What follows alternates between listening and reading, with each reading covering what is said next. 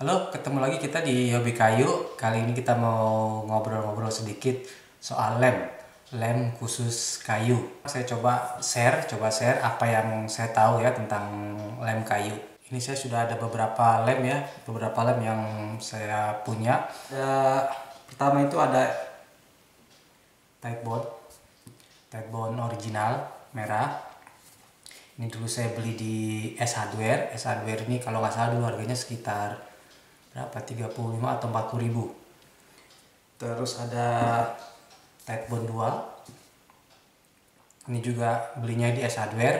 Nah, dulu waktu pertama kali masuk S Hardware ini harganya satu botol ini 75 ribu. Nah, sekarang entah kenapa kok jadi harganya di online itu di Tokopedia atau di Bukalapak harganya berkali-kali lipat. Nggak tahu kenapa. Oke, terus ada lem Presto. Ini lem yang kayaknya baru juga ya di Indonesia, belum begitu lama, masih agak susah juga dapetinnya. Terus ada Crossbone 3, ini punya Bioindustries. Crossbone 4, ini juga punya Bioindustries. Terus ada lem Uhu. Nah, ini kemarin dapatnya saya nggak sengaja ya. Jadi saya lagi ke supermarket bangunan, ke BJ Home, mungkin yang di Jogja tahu ya BJ Home.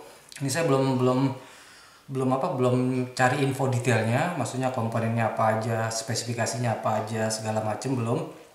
Kenapa nggak ada lem Fox sama Raja Wali? Nah, karena kalau dua itu ya, maksudnya yang sejenisnya itu bukan lem khusus kayu, itu lem general purpose ya, bisa untuk kayu, cuma dia itu yang paling rendah itu, jadi belum ada proteksi, belum ada dia nanti water resistant, ketahanan air, ketahanan cuaca segala macam, itu nggak ada. Jadi yang akan saya bahas yang ada aja dulu, yang di sini. Dan semua lem ini juga bisa didapatkan di Indonesia ya, walaupun agak susah, entah itu mesti online, entah itu mesti order, kecuali yang ini ya, saya nggak tahu ini ada maksudnya gampang dicari atau memang ini cuma kebetulan ada, saya kurang begitu tahu. Oke, sebelum kita bahas masalah lem-lem ini, kita bahas dulu masalah jenis lem, khususnya lem-lem PVA, karena semua ini kan jenisnya lem PVA atau polyvinyl asetat. Oke, tipe pertama itu ya PVA ya, PVAC itu ya. Nah, itu lem general. Nah, Fox, terus Raja Wali, terus apalagi Presto yang PVAC. Nah, itu bisa dibilang lem general purpose. Jadinya dia bisa buat kertas, bisa buat kayu. Tapi ya seperti saya bilang tadi ya, itu belum ada proteksi. Oh ya, di video ini kita nggak bakalan tes kekuatan ya. Maksudnya nggak dites berapa kuat, mana yang paling kuat, itu nggak akan saya tes, karena kalau saya bilang sih nggak relevan ya, karena lem-lem yang ada di sini, lem-lem istilahnya lem PVAC sudah modifikasi itu, mereka ya hampir sama kuat lah. Kalau untuk kayu itu semuanya itu lebih kuat dari kayu, karena kalau kita pakai lem ini ya, lem yang ada di sini itu, kalau kita buat nyambung kayu, laminasi atau segala macam, terus kita tes coba paksakan, itu pasti yang kalah kayunya, bukan lemnya. Jadi kayaknya nggak terlalu relevan, karena untuk ngetes persisnya juga banyak faktornya. Kayunya harus sama, uratnya harus sama, terus kelembaban segala macam mesti pas, jadi agak-agak susah dan repot. Dan juga lem itu kayaknya nggak harus kita nggak harus kita uji sampai misalkan tarik pakai mobil atau segala macam, kayaknya nggak terlalu ribet juga lagi ngetesnya ya. Mungkin cara yang paling tepat buat ngetes lem itu pertama ya direbus air atau direndam air. Setelah direndam air dia nggak copot, lalu masuk ke oven dia nggak copot, lalu masuk freezer. Jadi lebih ke simulasi cuaca kali ya. Karena kalau menurut saya pribadi, kekuatan lem itu nggak jadi prioritas saya ya. Maksudnya saya yakin untuk lem yang ada di sini tuh semua kuat. Karena kalau kita bikin furnitur atau bikin project kan nggak mungkin setelah jadi mesti ditarik-tarik sama mobil atau sama truk gitu. Saya lebih ke daya tahan terhadap cuaca, daya tahan terhadap air segala macam, apakah itu dia aman buat makanan dan sebagainya. Oke, sebelum masuk ke tipe-tipenya, kemarin ada yang tanya soal lem B1, B2, B3 itu, tanya apa bedanya. B1, B2 sampai B4 itu apa ya? Standarisasi. Jadi itu standar yang dikeluarkan oleh ya badan yang ngurusin masalah inilah ya. Nah, itu diukur dari tingkat durability dan apa satu lagi, bond strength, kekuatan lemnya.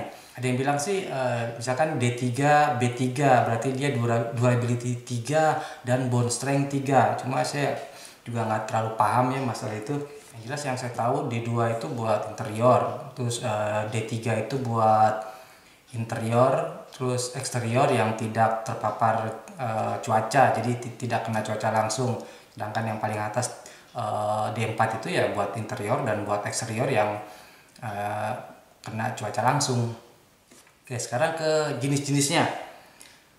Jenis-jenis lem PVA ya. Tadi yang pertama itu kan PVAC, Fox, Raja Wali dan Presto PVAC itu yang paling rendah ya, paling dasar. Nah, terus di atasnya itu ada namanya alipatic resin glue. Nah, itu sebenarnya PVA juga, cuma dimodifikasi biar lebih kuat, terus lebih tahan cuaca, lebih tahan air. Nah, contohnya itu ini ya, Presto DN, ini alipatic. Terus tight bond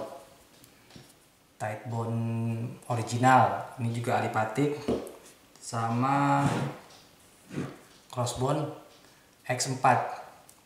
Jadi ketiga ini sama, ini jenisnya alipatic atau biasa disebut, kalau di luar tuh biasa disebut yellow glue atau carpenter glue.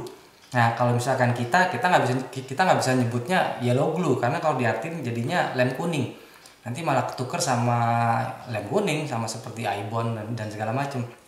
Oke, ini tiga ya, ini sama. Ini juga kalau misalkan dari warnanya juga sama. Ini warnanya sama kan ya. Oke, itu lem alipatic. Untuk aplikasinya biasanya ya buat general woodworking ya, buat sambungan, buat jointing juga bisa. Oke, di atasnya alipatic itu ada crosslink PVA. Dia kalau nggak salah standarisasinya sudah D3, B3.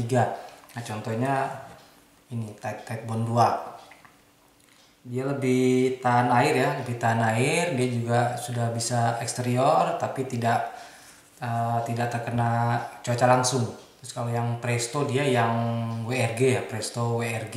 Nah, kalau di sini bisa lihat ya, sini water resistant.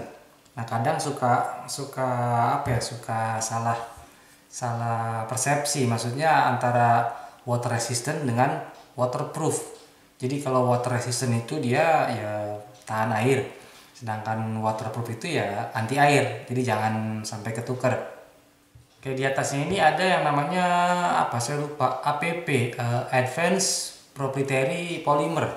Nah, itu contohnya tight bond 3. Saya belum punya, kayaknya di Indonesia belum ada itu. Nah, itu lebih kuat ya daripada crosslink PVA. Dia lebih tahan air, terus juga lebih tahan cuaca. Lem D1 sampai D3 itu buat kayu-kayu kering ya, maksudnya dengan moisture content itu tingkat basahnya itu kalau salah 8 sampai 12%. Nah, kalau untuk yang kayu basah ada lagi di atasnya namanya lem PU, lem polyurethane. Dia sudah standar D4 karena sudah waterproof. Jadi sudah bukan water resistant lagi tapi benar-benar waterproof. Jadi dia bisa ngelem walau kayunya masih basah. Contohnya kayak tight bond yang polyurethane, terus ada Presto juga ada kayaknya polyurethane, sama Gorilla Glue. Ya, seperti saya bilang tadi, ini bukan tes ya, bukan uji, bukan adu lem. Ini cuma pengenalan aja, pengenalan lem-lem khusus kayu. Biar teman-teman tahu, terus juga ini juga bisa didapatkan ya di pasaran ya, maksudnya di Indonesia sudah bisa kita beli. Terus juga ya biar teman-teman tahu lah jenis-jenisnya dan tipe-tipenya. Sebenarnya sih video ini cuma cuma mau ngajak teman-teman untuk berpindah. Maksudnya yang selama ini masih pakai lem PVAC biasa, untuk berpindah ke lem yang memang khusus untuk kayu. Ya kalau sekarang sih mungkin agak-agak susah ya, untuk apalagi yang di pulau gitu atau di luar Jawa untuk dapetin lem-lem ini, karena memang distribusinya masih belum bagus. Jadi ya mungkin ke depan moga-moga distribusinya makin bagus. Jadi kita semua yang di luar Jawa bisa nikmatin lah, bisa manfaatin lemnya, karena sudah waktunya kita pindah ke lem yang benar-benar khusus untuk kayu. Oh iya, lem-lem ini tuh tidak bisa digunakan untuk HPL ya. HPL ada lemnya sendiri, biasa disebut kontak semen. Cuma saya nggak ada stok karena saya tidak mainan HPL. Jadi jangan tanya saya HPL itu bagusnya pakai lem apa, pakai merek apa. Saya kurang begitu paham, saya nggak tahu karena ya saya nggak mainan HPL. Oh iya, untuk lem-lem tadi itu semua water base ya, berbahan dasar air. Jadi ya tak beracun, tidak beracun, terus juga ramah lingkungan, gampang dibersihkan. Apa lagi, cepat kering. Jadi gitu ya buat teman-teman yang pengrajin ya, khususnya pengrajin dan industri kayu. Kalau misalkan punya akses ke lem-lem tadi, cuma belum masih pakai yang PVAC biasa, ya kayaknya sudah waktunya pindah lah ya. Kecuali ya memang belum bisa dapat. Oke, kayaknya segitu aja videonya. Semoga membantu teman-teman ya untuk mengenali lem kayu. Semoga bermanfaat juga ya share-nya, infonya. Jangan lupa untuk terus berkarya dan sampai jumpa.